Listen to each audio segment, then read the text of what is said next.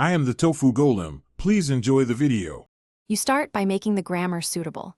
Eliminate immediate and indirect left recursion, then left factor ambiguous prefixes. Once done, compute first sets for every symbol. Terminals map to themselves, non-terminals collect first of their right-hand sides, and include epsilon if a production can derive empty. Make sure you iterate until all sets stabilize.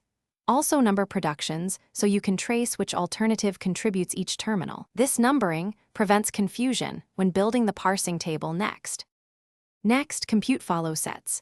For every occurrence of in productions, add first of the suffix after a excluding epsilon, and if suffix can derive epsilon or is empty, add follow of the left-hand non-terminal. Once follow stabilizes, construct the LL1 parsing table. For each production a right arrow alpha, put that production into table cell A for every A in first, alpha. If alpha can derive epsilon, place the production in table A. B for every B and follow, A. Repeat until all productions placed. Finally, scan the entire parsing table.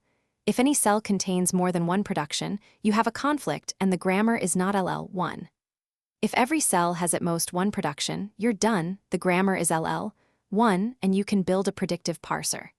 If you hit conflicts, troubleshoot by refactoring problematic non-terminals, removing ambiguity, or reapplying left factoring and recursion elimination. One key tip: check first/follow computation errors first.